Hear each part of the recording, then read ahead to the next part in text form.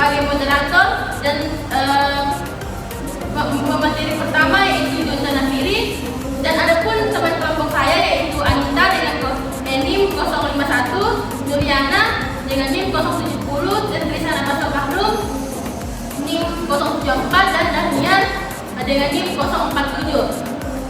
Terima kasih kepada dosen Ibu Ruhama Eskom Mkom yang saya hormati dan teman-teman semua yang saya hormati. Di sini kami akan membawa materi tentang kriptografi, yaitu ada beberapa pokok pembahasan dari kriptografi. Yang pertama itu pengertian dari kriptografi, sistem kriptografi, karakteristik sistem kriptografi, matematika kriptografi, pentingnya kriptografi, manfaat kriptografi dalam keamanan informasi, penerapan kriptografi dalam kehidupan sehari-hari, terminologi di dalam kriptografi, dua aplikasi utama dari enkripsi, dan contoh kriptografi.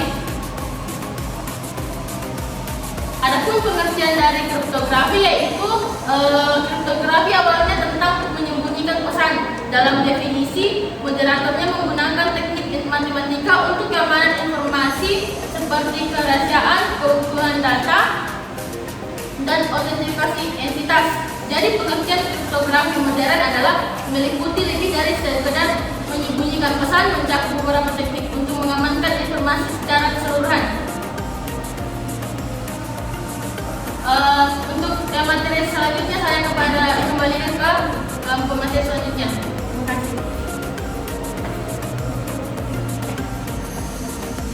Baik, di sini saya akan melanjutkan materi tentang ringkasan singkat mekanisme kriptografi modern. Nah, ada 4, yaitu yang pertama ada fungsi khas, yaitu membuat message diges tetap panjang untuk memverifikasi integritas data. Dan yang kedua ada penyediaan kunci simetrik, yaitu menggunakan kunci yang sama untuk enkripsi dan deskripsi rahasia antara pengirim dan penerima. Dan yang ketiga ada penyediaan kunci asimetrik, yaitu menggunakan kunci publik untuk enkripsi dan kunci privat. Nah, untuk kunci publik itu bersifat terbuka dan kunci privat itu bersifat rahasia. Dan yang keempat ada kriptografi kuantum.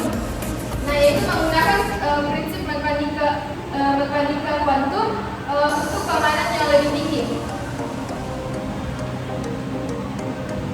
Nah, selanjutnya ada sistem kriptografi. Nah, menurut Stimson 2002, sistem kriptografi terdiri dari 5 bagian, yaitu yang pertama ada plain text, yaitu pesan atau data yang dapat terbaca sebelum dienkripsi. Yang kedua ada secret text, yaitu nilai yang digunakan sebagai masukan dalam algoritma enkripsi untuk menghasilkan teks sandi. Yang ketiga ada ciphertext, yaitu hasil dari proses enkripsi yang merupakan pesan terenkripsi. Nah, yang keempat ada algoritma enkripsi, yaitu menggunakan teks asli dan kunci rahasia untuk menghasilkan teks sandi. Yang kelima ada algoritma deskripsi, menggunakan teks sandi dan kunci rahasia yang sama untuk mengembalikan teks sandi menjadi teks asli. Nah, adapun contoh gambar pada algoritma enkripsi dan deskripsi.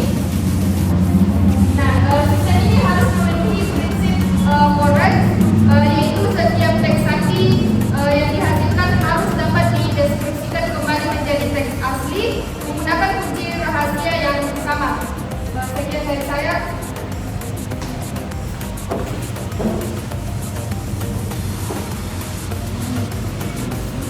Dan saya akan melanjutkan materinya, yaitu karakteristik sistem kriptografi.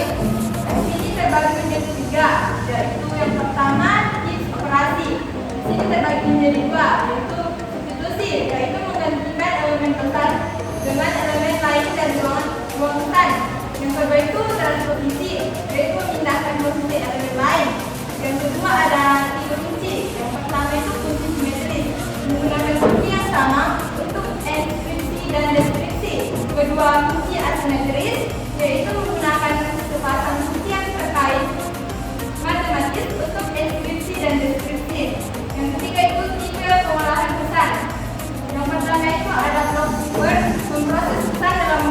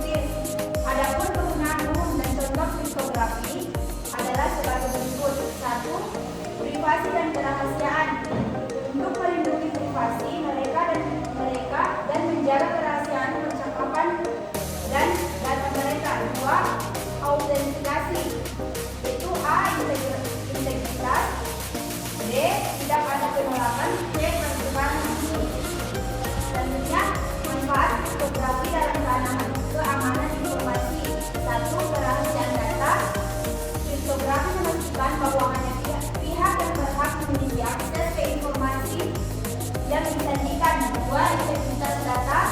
Dengan mengamankan data dari manipulasi, kriptografi memastikan integritas informasi. Tiga, autentikasi pengguna. Kriptografi digunakan dalam protokol autentikasi untuk memverifikasi identitas pengguna atau entitas. Empat, keamanan transaksi keuangan. Yaitu kriptografi melindungi transaksi keuangan dan data pribadi. Selanjutnya,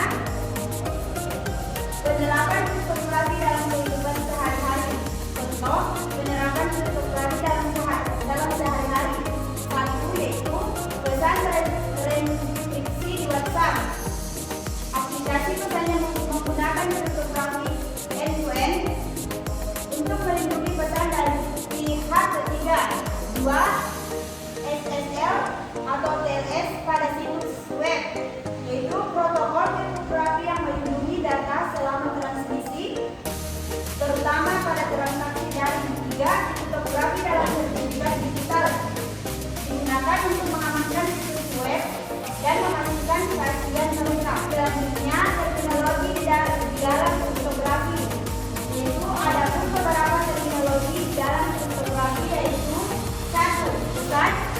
Informasi yang dapat dibaca dan dimengerti maknanya atau baik dipresentasi secara visual maupun audio. Dua, pengirim atau sender, pihak yang mengirim pesan. Tiga, penerima, receiver, pihak yang menerima pesan. Empat, hypertext, yaitu hypertext atau hypertext, pesan yang telah disajikan sehingga tidak bermakna lagi. Lima, encrypsi atau encryption, proses menyanjikan plain text menjadi hypertext. Enam, deskripsi atau description, proses mengembalikan hypertext menjadi plain text semula nama lain description. Sekian dari saya, kembalikan ke moderator.